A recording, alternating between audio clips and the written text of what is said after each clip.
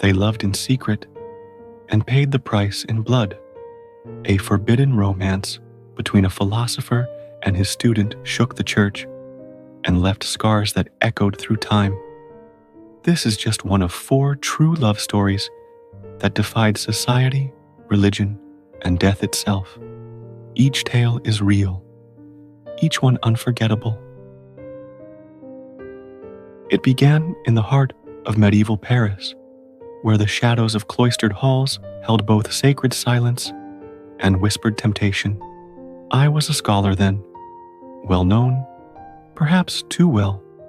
My name, Peter Abelard, carried weight in philosophy, in logic, in theological debate. But none of those disciplines prepared me for Heloise. She was not merely a student. She was a revelation. 18 years old, brilliant beyond her time, unafraid of Latin syntax or of confronting Augustine's contradictions. She had been raised within the rigid confines of canon law, but her mind refused to be shackled. Her uncle, Canon Fulbert, sought the best tutor for her education, and that fate fell to me. I told myself it was purely intellectual. I told myself she was just another mind to mold. But from the moment our eyes met across the parchment and candlelight, I knew better. There was something electric in the air between us. Unspoken at first, hidden under layers of Socratic dialogue and metaphysical questions. Still, with each passing day, as I corrected her Latin or she challenged my Aristotelian logic, something stirred. And one rainy afternoon, as thunder rolled gently above the cathedral towers, I reached across the table to move a strand of hair from her cheek. That was the first contact, the first spark. We began meeting after lessons. Sometimes we spoke of Aquinas, but often we drifted toward poetry, music, philosophy of love. She was a musician, a poet, and in those intimate hours, we exchanged more than ideas. We exchanged longing glances, smiles filled with secrets, hands that brushed under the guise of passing quills. We were reckless, yes, but in that recklessness was truth. We were 2 minds colliding in perfect symmetry, and our hearts could not help but follow. Of course we had to hide. Her uncle, Fulbert, was strict. He believed himself her guardian of virtue and reputation, and I, a man nearly 20 years older, knew too well what risk we courted. But our passion made fools of us both.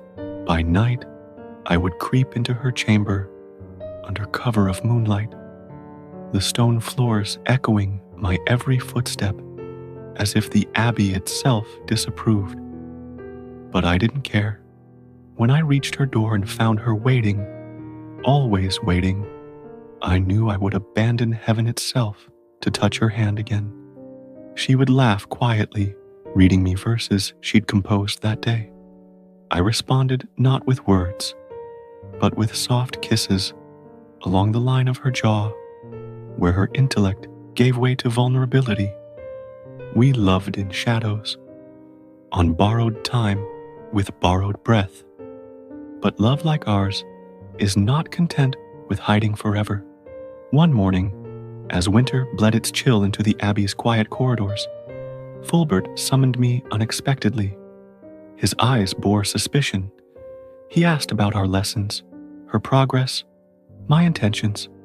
I lied. I told him what he needed to hear. But I could see in his gaze that the balance was tilting. We were being watched. Whispers followed us now in the marketplace, in the cloister. Even the servants had begun to notice how often I lingered in her chambers, how her laughter rang too freely when I was near. Yet we could not stop, could not undo what had already been set in motion. One night, she pressed a trembling hand to my chest and said, "If we are discovered, I will be the one to fall. You are a man. They will forgive you, but I am only a woman." Her voice cracked not from fear, but from the weight of knowing what history does to women who dare to love beyond their assigned place. I held her face in my hands and swore I would protect her, that I would take the blame, that I would marry her, if it came to that. And it did come to that. When Fulber found me in her room, our clothes discarded in a heap by the bed, it was not just anger he bore, it was betrayal. He had trusted me. He had believed I was above desire, a philosopher, a celibate, a liar. He forbade me to see her again, locked her in her chamber, threatened to report us to the church. But we were already past the point of no return.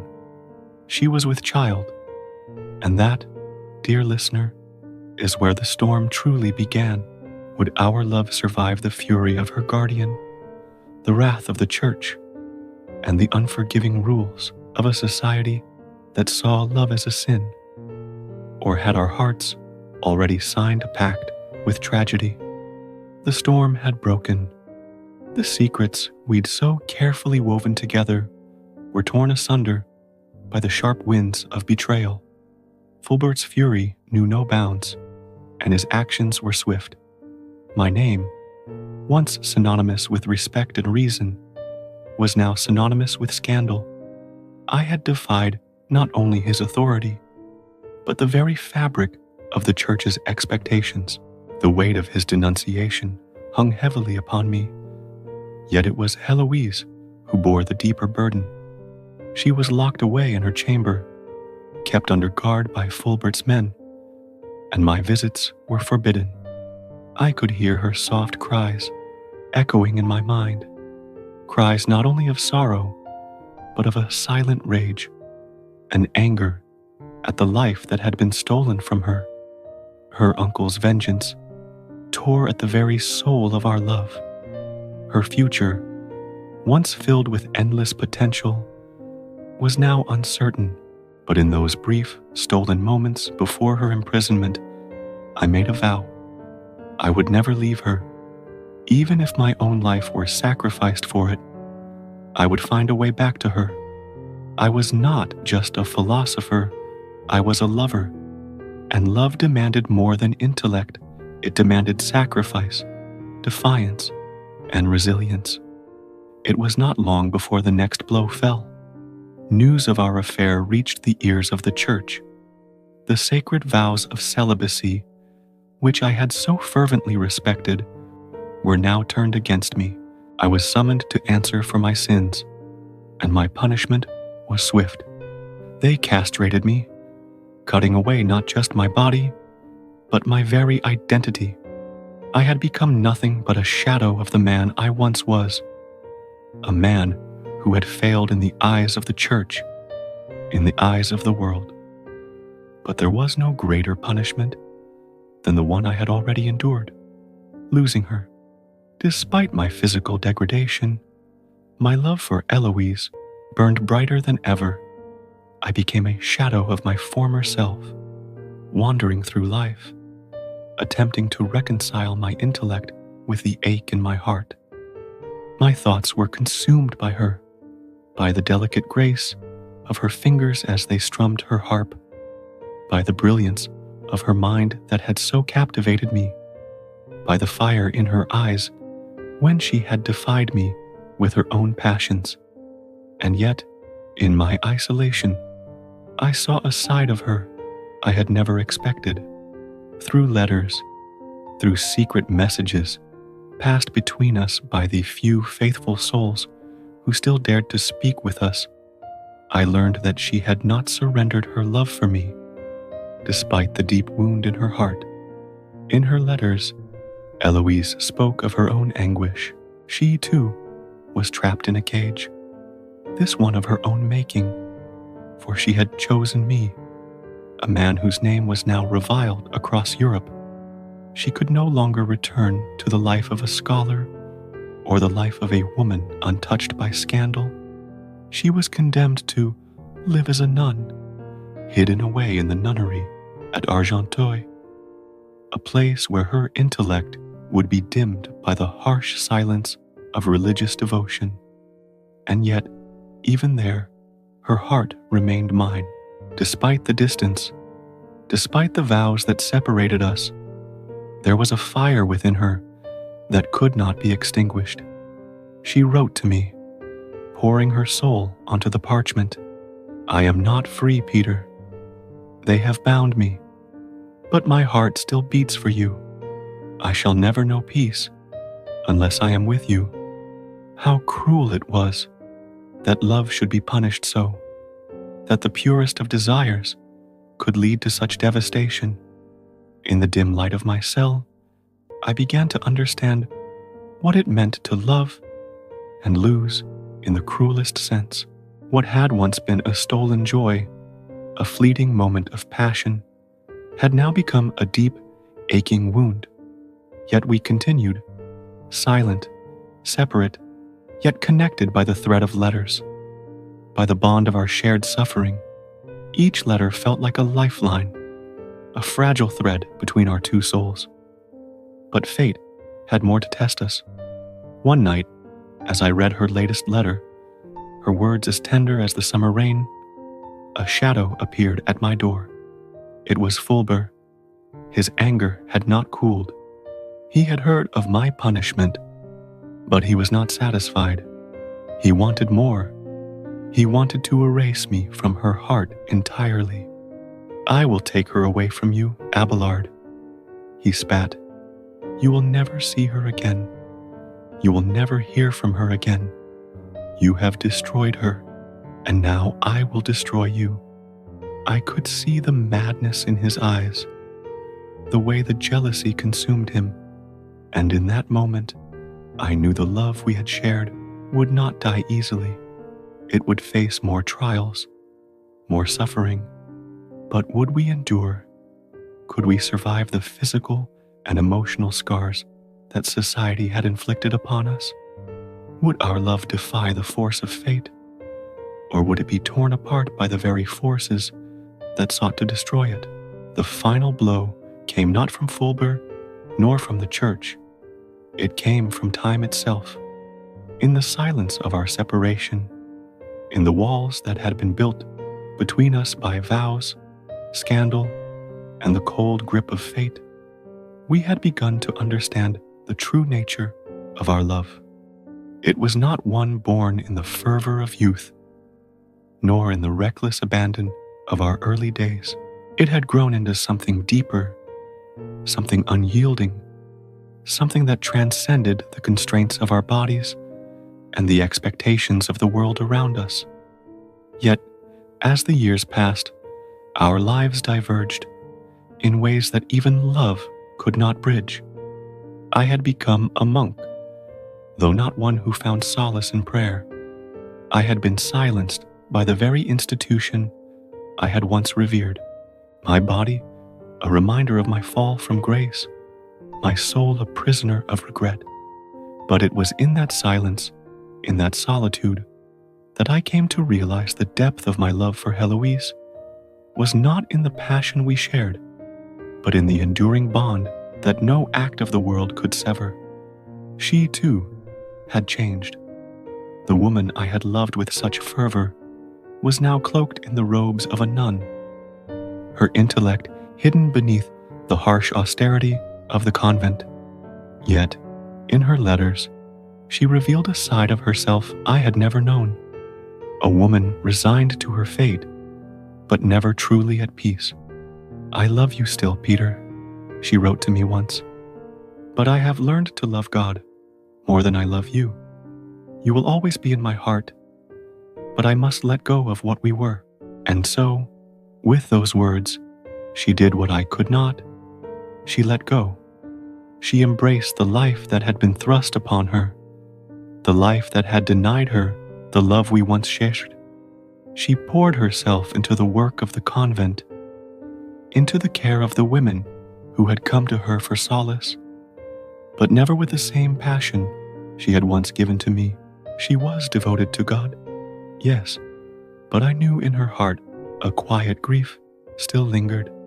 As for me, I lived in quiet reflection. My days were filled with study and prayer, but I often found my thoughts drifting to her, to the moments we had shared, to the letters that arrived so infrequently, each one a small thread that tethered me to the love that had shaped me. But time does not wait. It is indifferent to our suffering, and it eventually separates even the closest of souls. We never saw each other again. The last time I heard her name, it was spoken in passing, a distant memory of a love that had become a whisper in the wind. She had passed away long after our love had been smothered by duty and circumstance. Her body, once so vibrant and alive, was now buried in the earth of the convent she had come to love more than she had ever loved me. Yet even in death, our bond remained. The legacy of our love was not in the passionate moments we had stolen from the world, nor in the scandal that had broken us. It was in the ideas we had shared, the philosophy, the poetry, the lessons we had taught each other. It was in the way we had dared to love, in defiance of a world that sought to control us, to limit us. And so, our story became something larger than ourselves. It became a symbol of intellectual rebellion, of the tension between love and duty, of the endless push and pull of the heart against the mind. Heloise, though confined by the convent's walls, had left behind a legacy of wisdom and love. She had written letters that would be passed down through the ages, not just to me, but to those who could understand the depth of her suffering and the beauty of her intellect. Her voice, though silent in the physical world, resonated through time. As for me, I lived on in my writings.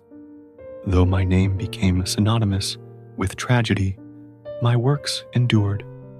And so, in the end, our love was not immortalized in the way we had once dreamed of. It was not the kind of love that changed the course of history, nor the kind that filled songs or poems, but it was a love that left a mark on philosophy, on the very fabric of what it meant to love beyond the boundaries set by society. I often think of her, of our love, and I wonder, what does it mean to love so deeply, only to have that love consumed by the very forces that brought it to life? In the end, our love wasn't just an act of passion, it was a rebellion against everything that sought to keep us apart. And perhaps that is the truest form of love, to defy the world, to stand against the tide, and to love with all the fierceness that burns inside you. What does this teach us about love? Perhaps it is this: love, no matter how it is tried, no matter how it is torn asunder by time or circumstance, remains quiet, eternal, and deeply transformative. It is not bound by the limitations of the world, but exists as a force that shapes those who dare to live it. And in that, we are all Heloise and Abelard. I first met him when I was still a girl, raw and reckless with dreams too large for the walls that held me. He was already a mountain of a man, towering, rotund, loud, and revered. Diego Rivera. His name carried weight, and not just in the art world. He painted with revolution in his blood, murals that bled with the struggles of the people. But when I looked at him, I saw something different. Not the legend, not the hero of the working class. I saw the man who would change my life forever. My name is Frida Kahlo. By the time Diego and I truly met, when I stood beneath one of his massive frescoes in the Ministry of Education, demanding his opinion on my own work, I had already lived more pain than most. A bus accident had broken me, twisted my spine, shattered my pelvis, and left me with a body that would never fully heal. I painted from my bed, often in agony. My canvases were small then, but they were loud, screaming with the truths my body could not speak aloud. He looked at my paintings, then looked at me, not like a man amused by a girl with a brush. He saw me. "You have something," he said. "A strange kind of energy. It bleeds through everything you touch." And from that moment, I was tethered to him, by admiration, by curiosity, and eventually, by love. Diego was 20 years older than I was, and more married to his art than any woman. He had lovers everywhere, models, journalists, even patrons, but he was never truly tethered to any of them, until me. And even then, tethered is the wrong word. We were never bound in the traditional sense. We were a storm, raging, beautiful, impossible to contain. Our first courtship was as unconventional as the art we made. We argued about politics, about sex, about art. We drank mezcal late into the night. He taught me how to fill a wall with story. I taught him how to bleed into a canvas. He introduced me to the world of Marxist thinkers and muralists. I introduced him to pain as a palette, not a prison. We married in 1929, despite the warnings. My mother called it a union between an elephant and a dove. Others simply said I was too young, too fragile, too wild to survive the world that Diego inhabited. But I didn't marry Diego to survive. I married him to live, to burn, to feel something so all-consuming that it would override the screaming of my broken spine and soul.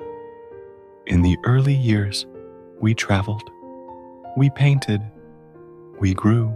He painted murals across the U.S., grand, controversial works that drew fire from capitalists and praise from revolutionaries. I, meanwhile, carried my own revolution in silence. In Mexico, they called me Diego Rivera's wife. In truth, I was painting stories no one else dared to. My pain, my miscarriages, my loneliness, my love. But our love, oh, how wild it was. He was unfaithful, often and without apology. He slept with other women, sometimes even those I considered friends. Each time, my heart cracked, and each time, I came back. Not because I was weak, but because I loved him the way an artist loves their unfinished masterpiece, painfully, obsessively, with the hope that someday it will be whole. And I, too, wounded him. I had my affairs, some with men, some with women, some to wound him back, others to remind myself that I was more than the broken bones he kissed before bed. We hurt each other, but we also saved each other. There were days of silence, followed by nights of fire. Letters passed between us like confessions. We cursed and we kissed. We threatened and we forgave. We painted side by side, even when our souls were miles apart. And yet, even as the chaos grew, our love remained. It was not the love of fairy tales or soft lullabies. It was the love of two volcanoes, erupting, shaping the landscape of each other's lives. There's a painting I did, Diego, on my mind. In it, his face is embedded in my forehead, as if even in my solitude, he inhabits me. That is the truth of us. No matter how far we drifted, he was always there, a part of me, my husband, my rival, my muse. Could we endure each other's fire forever? Or would the same flames that bound us eventually consume us both? There is a myth that love heals, that devotion can mend what's broken. But Diego and I never believed in that kind of love. Ours wasn't about mending. It was about surviving. And sometimes survival meant letting the wounds bleed. After our early years of traveling and painting, the cracks in our marriage grew deeper, sharper. I had already endured the rawness of miscarriages, each one tearing something vital from me. My body, always in protest, became a battleground for sorrow. And Diego, my Diego, continued his descent into the habits that made him impossible to fully hold. He had always been unfaithful, but there was one betrayal that cut differently, deeper. He slept with my sister, Christina. That was the day something in me broke. Not my love, strangely, but my trust. And when trust is gone, even the most passionate love begins to rot from within. I moved out. I burned. I drank myself to sleep.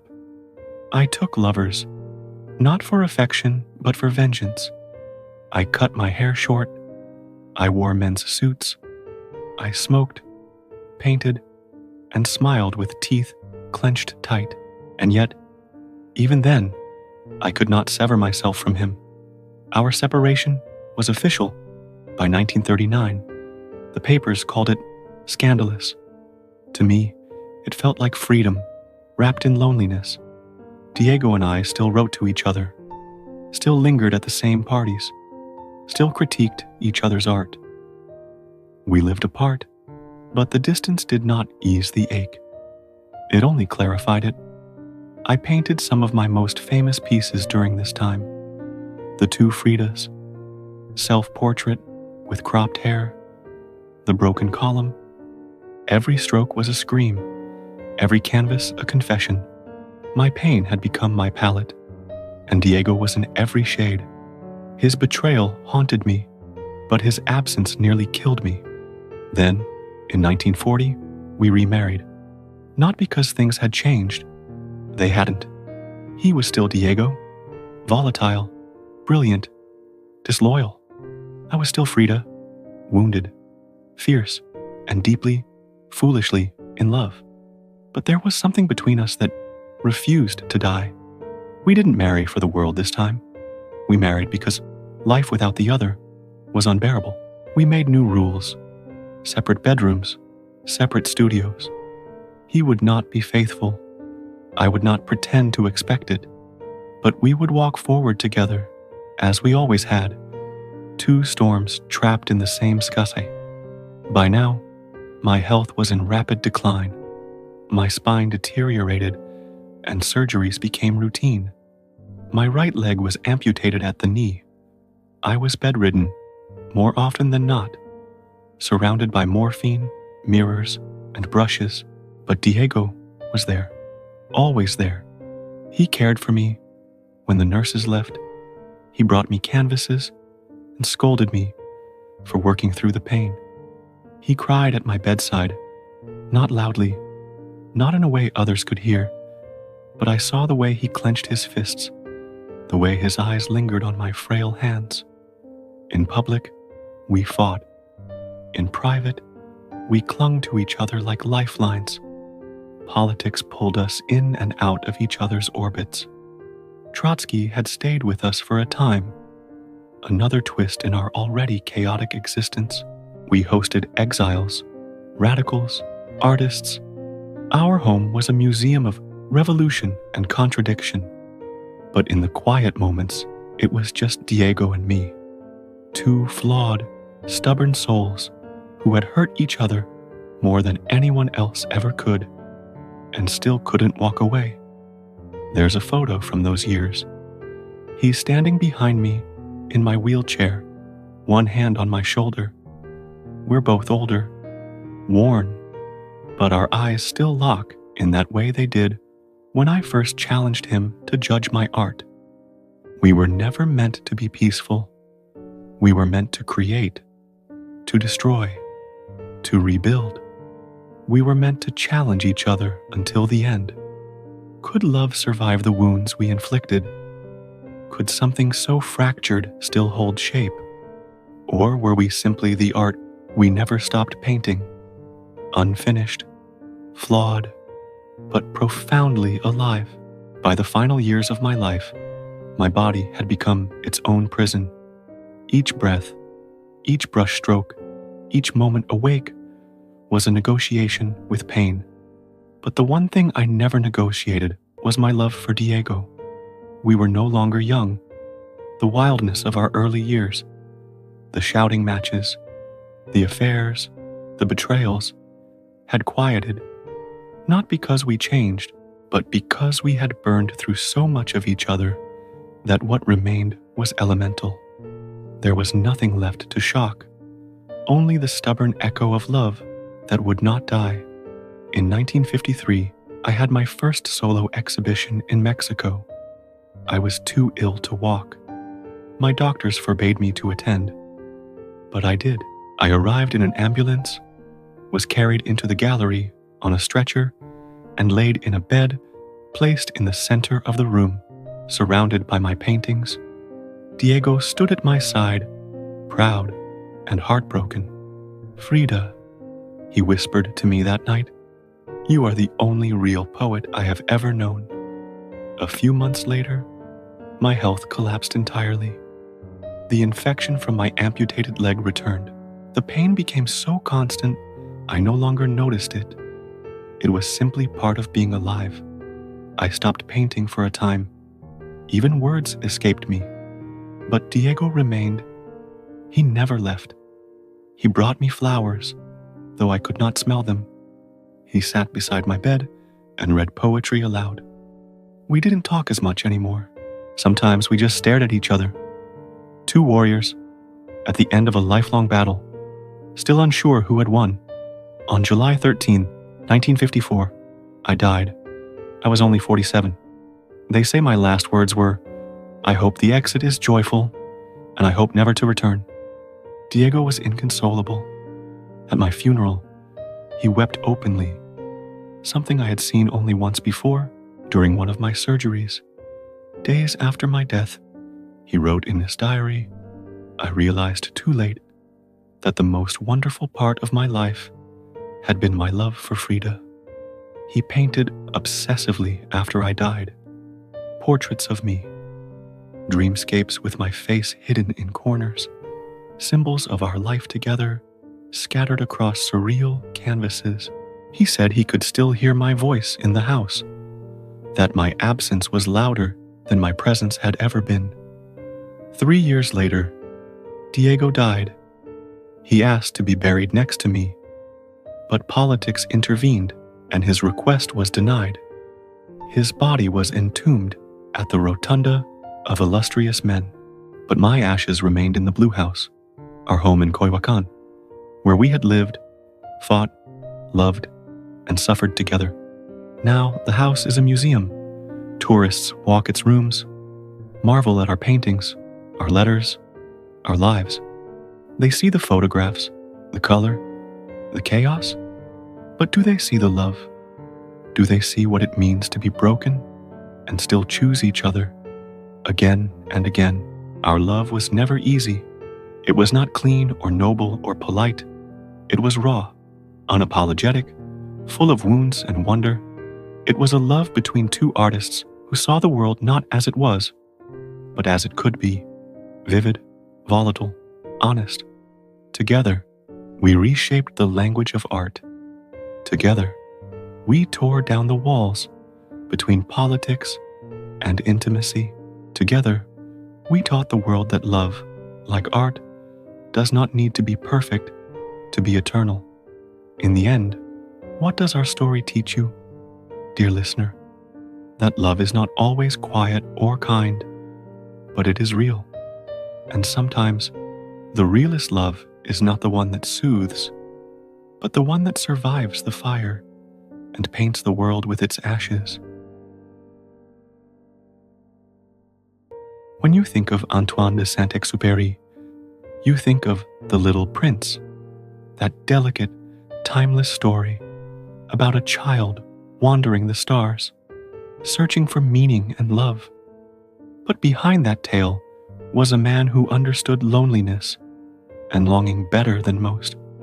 And behind him was a woman, Consuelo Suncin, a Salvadoran artist and writer, a storm of passion and chaos, who would become both his muse and his greatest trial.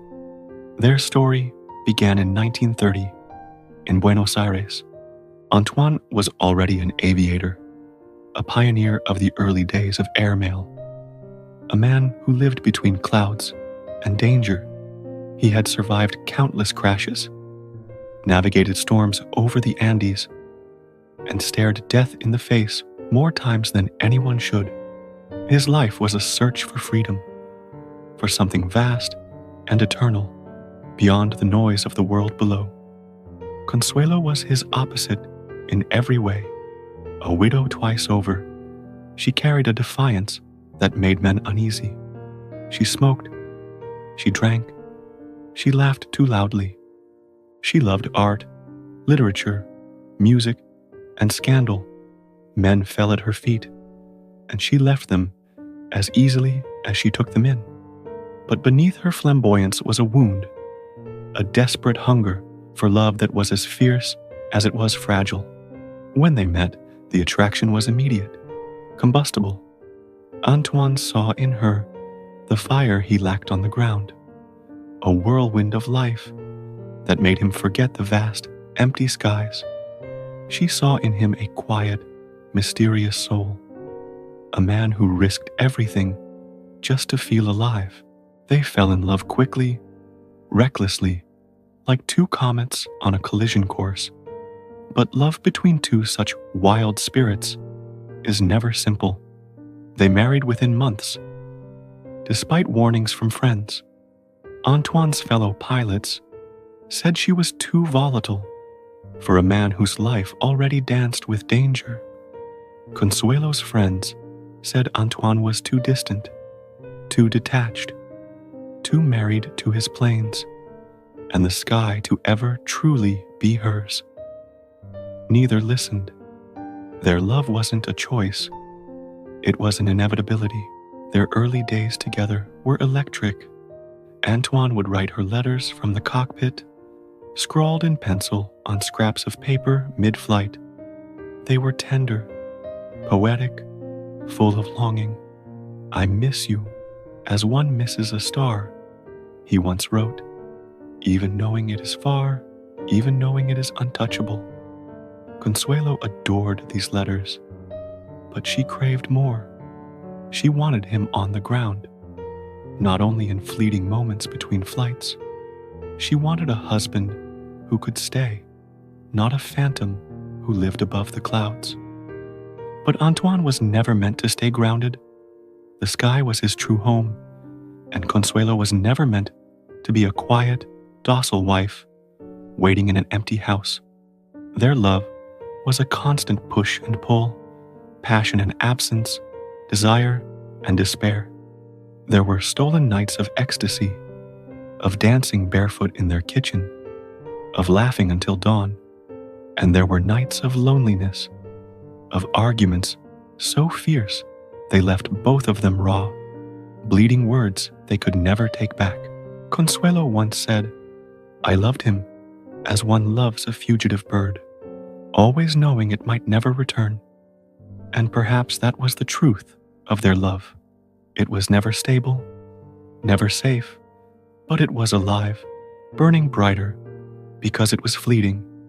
Years later, Antoine would immortalize her as the rose in The Little Prince, beautiful, demanding, full of thorns, fragile yet fierce, endlessly needing love, yet terrified of it.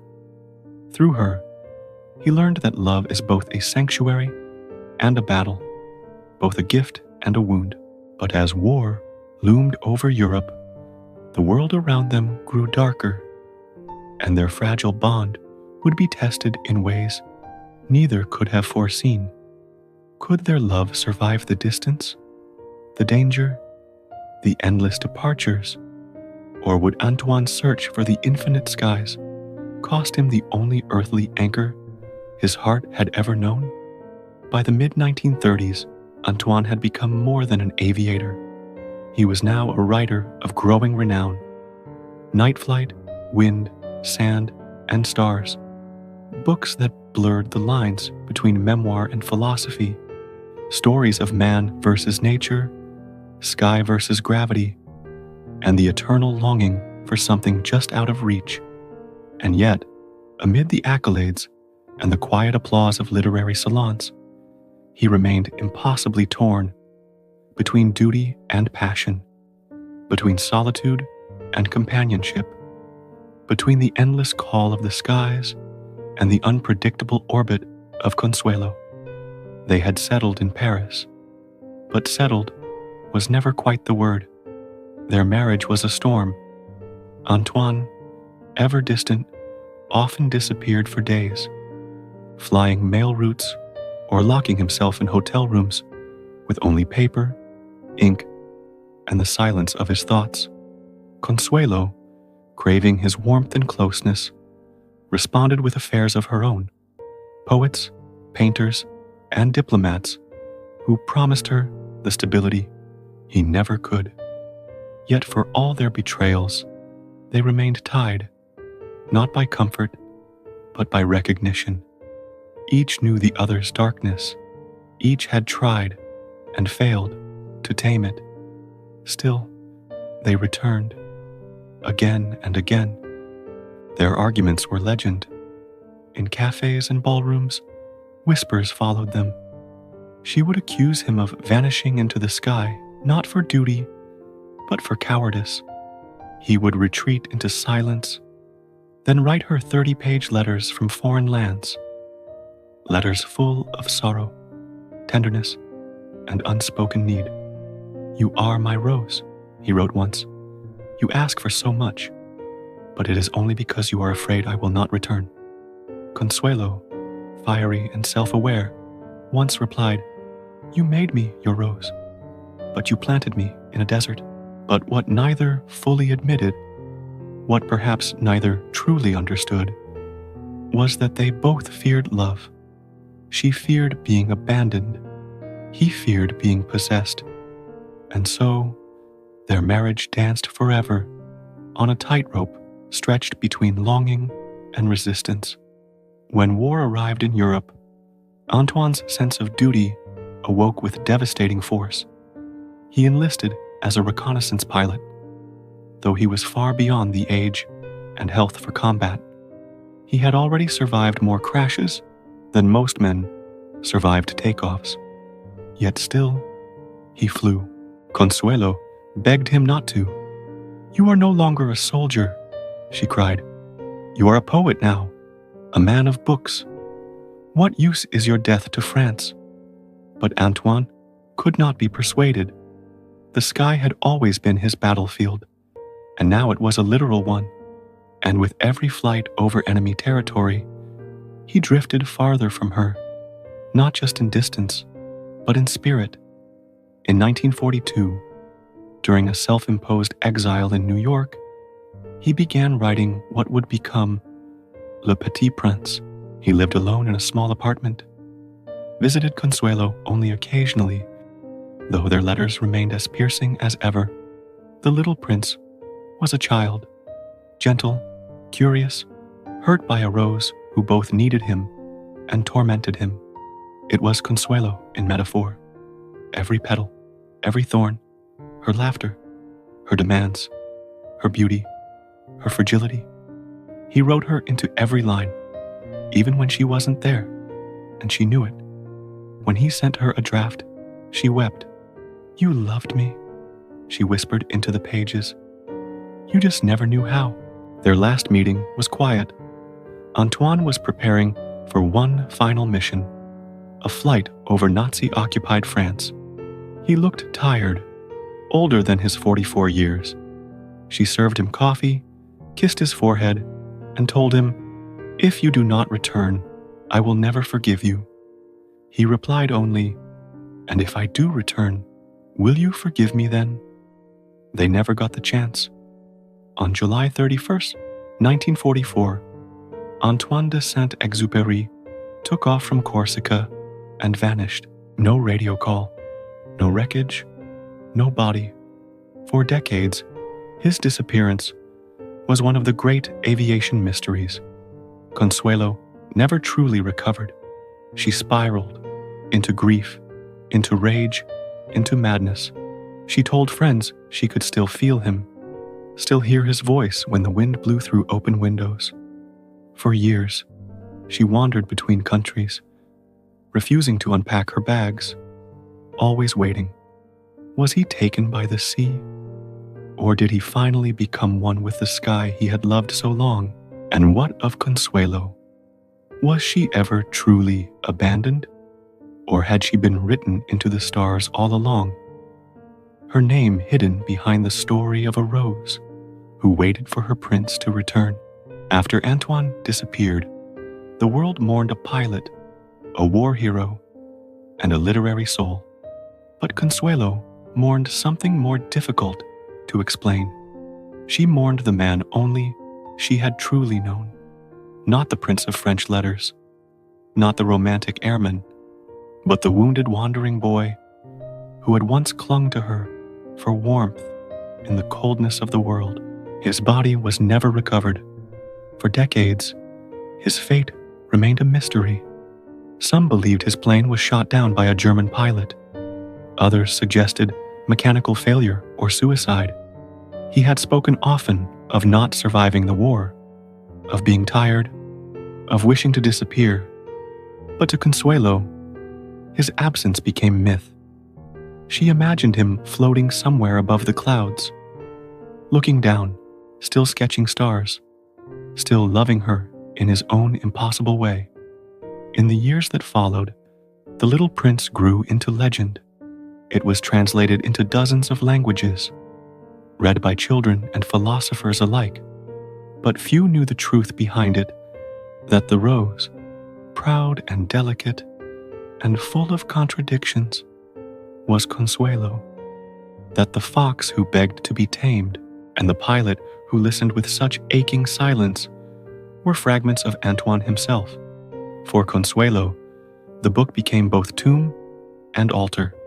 She read it endlessly, not as a story, but as a message, coded and aching, from the man who had left her behind.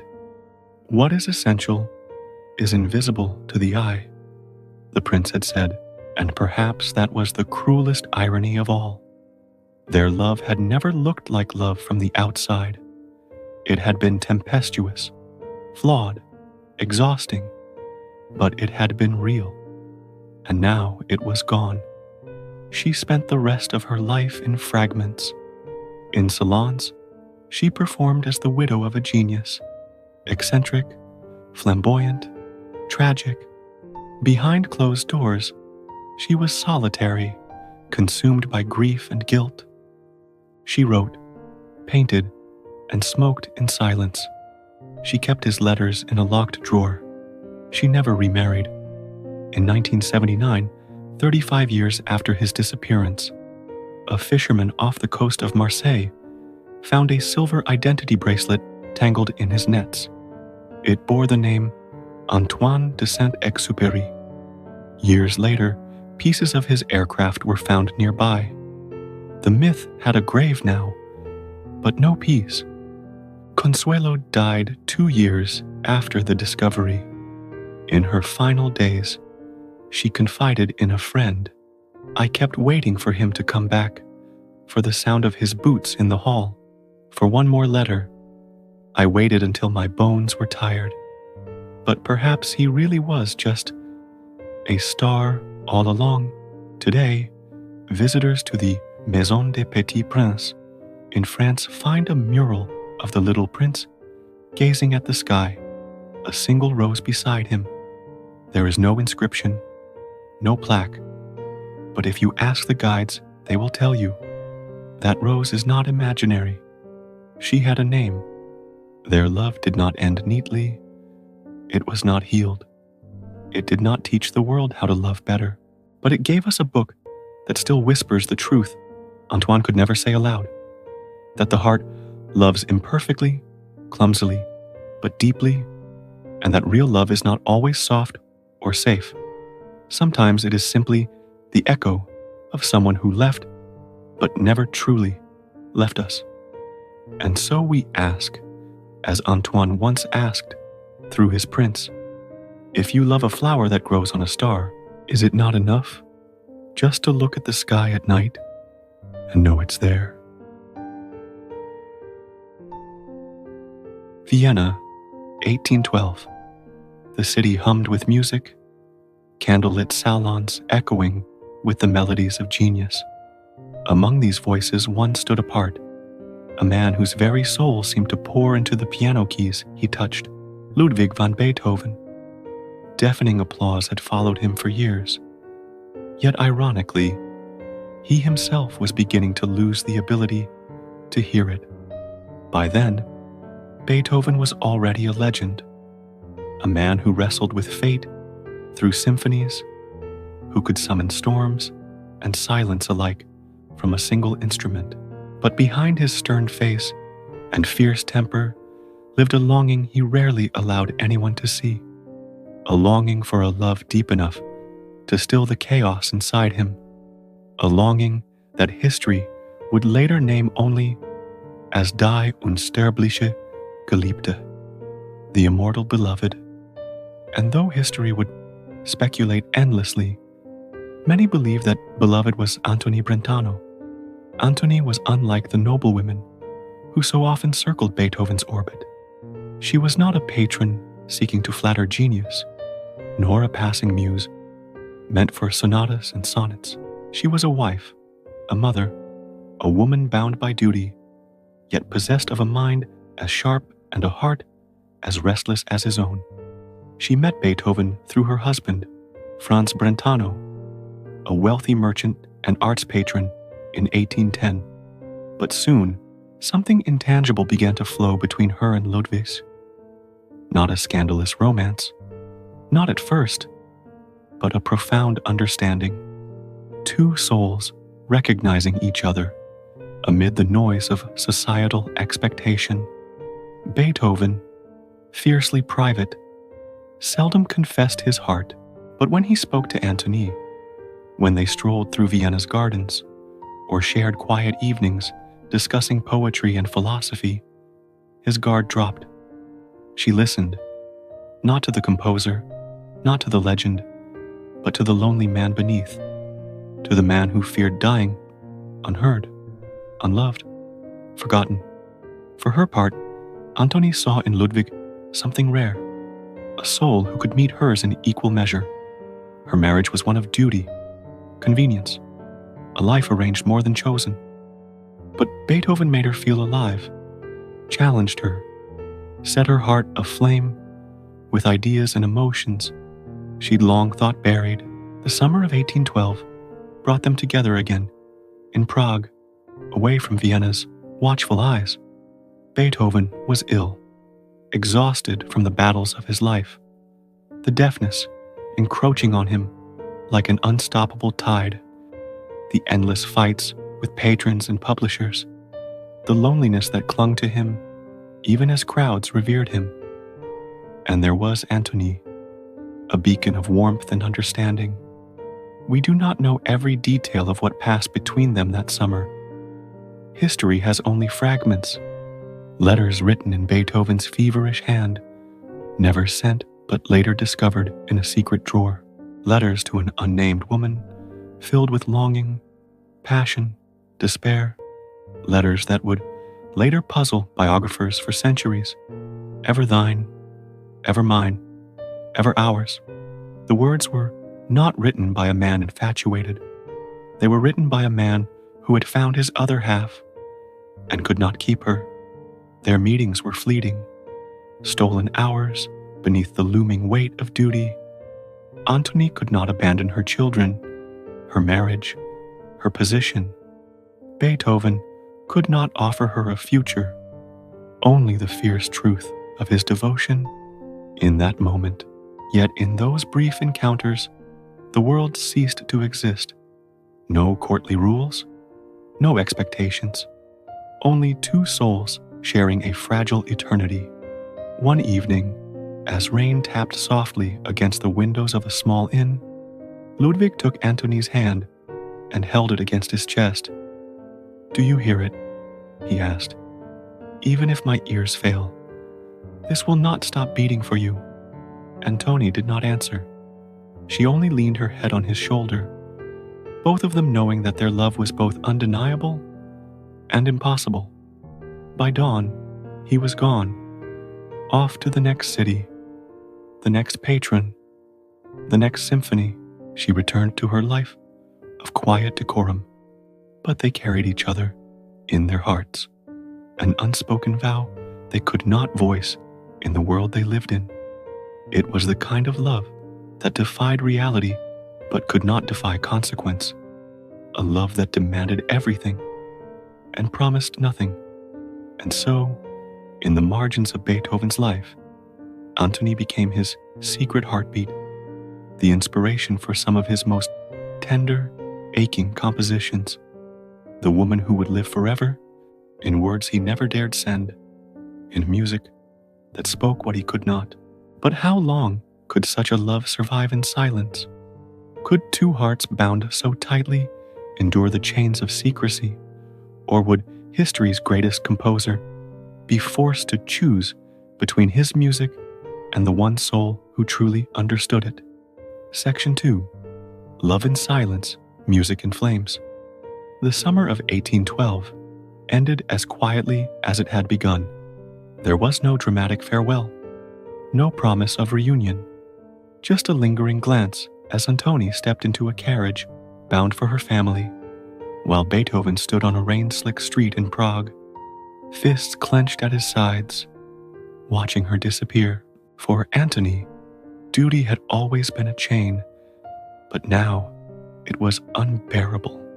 She had tasted a love so deep, so different from anything she had known in her marriage, that returning to her role as wife and mother felt like walking into a cage. Yet there were children who depended on her, a husband who, though unromantic, was kind and honorable, a world that would never forgive her for breaking the delicate fabric of propriety. For Beethoven, the pain was sharper still.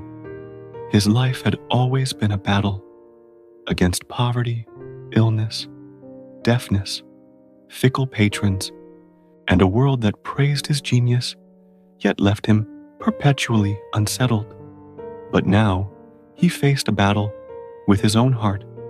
Music had always been his one solace, but Antony's presence had awakened a hunger he could not silence. When she was gone, the world felt more muted than his failing ears ever could. The letters he wrote in the days after their parting were frantic, desperate, tender. He poured everything into them. The fury at their separation, the plea for a life that could never be, the vow that his soul was already hers forever. Why this deep sorrow? When necessity speaks, can our love endure but by sacrifices, by not demanding everything? Canst thou alter it, that thou art not wholly mine, nor I wholly thine? These words were never mailed.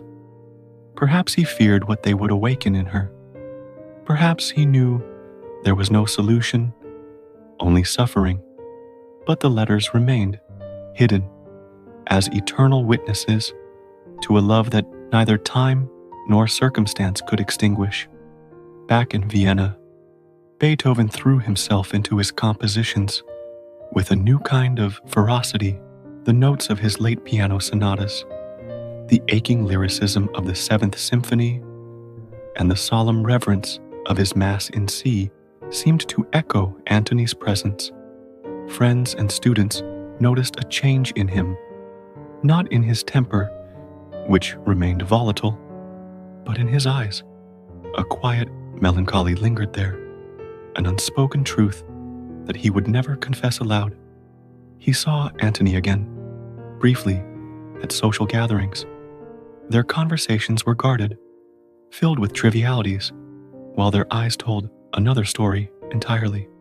In a crowded ballroom, surrounded by music that wasn't his own, he caught her gaze across the room. For a fleeting moment, the world disappeared, and it was Prague again, rain tapping on windows, her hand against his heart. Then her husband turned to speak to her, and the moment was gone. Every time they met, every brush of hands as they exchanged polite greetings, every moment spent avoiding the words that longed to escape, The weight grew heavier, and yet neither dared to change their circumstances. She had her children, he had his music, and the world they inhabited had no place for a love that defied convention. His worsening deafness isolated him further. By 1814, conversation became a guessing game of reading lips and scribbled notes. The once vibrant salons of Vienna, where he had debated ideas and shared laughter, grew distant. In this increasing silence, Antony's memory became his companion, her presence imagined in every quiet hour. Ever thine, ever mine, ever ours. He wrote those words again and again, as if repetition could bridge the gap between reality and the life they might have shared. But time moved on. Antony devoted herself to her family, carrying a secret flame for the man who had seen her soul when no one else dared. Beethoven remained alone, his genius growing even as his body betrayed him, creating music that shook the world, while he himself lived in isolation. Their love had no witnesses, no portraits, no declarations, no songs written with her name on the page. Yet it survived ghost-like in his music, in unsent letters, in the pauses between his sonatas where words could not tread. Could this silent devotion last a lifetime? Could a love that lived only in stolen moments and hidden letters truly endure? Or was it destined to vanish, like the final note of a symphony that no one but them could hear? As the years drew on, Beethoven's world grew quieter still. The roaring ovations, the crackle of applause, gone. Even the familiar cadence of his own footsteps faded into muffled ghosts. Deafness was no longer an affliction. It was total. He lived in the shell of sound he once commanded. A man whose very life had been music, now cocooned in its absence. And yet, within that silence, Antony remained. Not in body.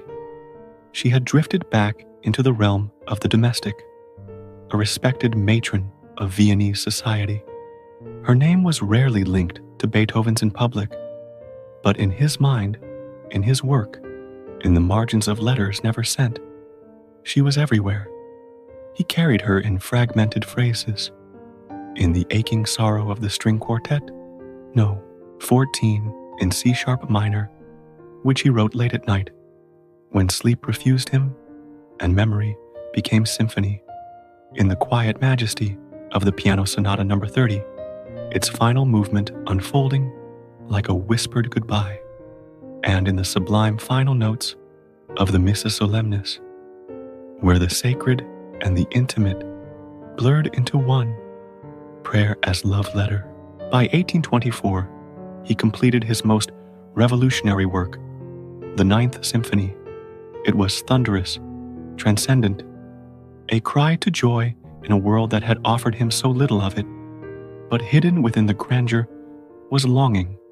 The famous Ode to Joy may have spoken of the universal brotherhood, but in its trembling harmonies, those who listened closely heard something else, the echo of a man who had loved, who had lost, and who still held on to the memory of what might have been.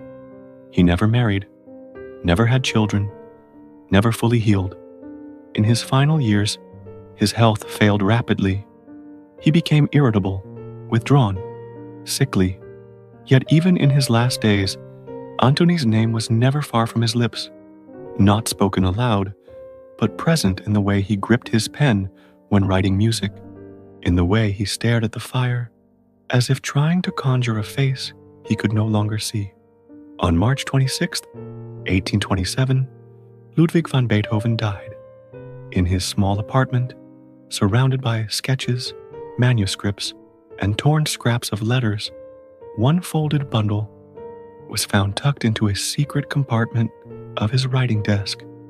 3 unsent love letters, pages worn from being opened and refolded countless times. The final one closed with no name, only, though still in bed, My thoughts go out to you, my immortal beloved. Be calm, love me, today, yesterday. What tearful longing for you, my life, my all farewell. No one knows for certain why he never sent them. Perhaps it was fear. Perhaps he knew that even a letter could destroy what little remained of the life Antony had chosen. Perhaps he believed that love, once truly known, did not need to be delivered. It only needed to be felt. After his death, Antony lived another 22 years. She never spoke publicly of the letters. She never confessed, never confirmed.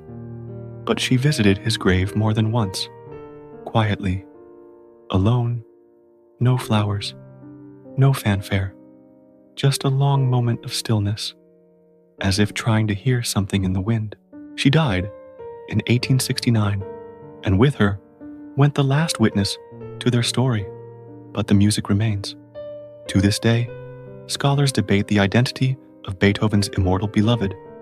Yet among the strongest evidence, timelines, handwriting, diary entries, Antony Brentano stands at the center. And more than history's logic, it is the tone of his letters, the unspoken knowing between the lines, that points to her. Their love left no portraits, no heirlooms, only silence, only sound. And maybe that's all it needed. What does this story teach us, dear listener? That some love never demands to be seen. Some love is not loud, not proud, not whole. Some love lives in unfinished letters, in melodies too fragile for words, in the hollow between what is and what might have been. It lingers in the spaces between movements, in the rests between notes, where only the heart can hear. But their tragedy was just the beginning. The final story will haunt you.